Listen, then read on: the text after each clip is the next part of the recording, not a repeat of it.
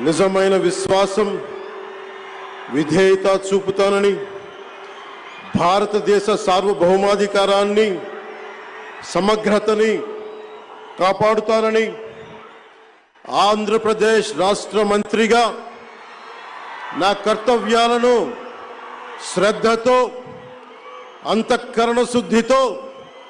నిర్వహిస్తానని భయం గాని పక్షపాతం గాని రాగద్వేషాలు గాని లేకుండా రాజ్యాంగాన్ని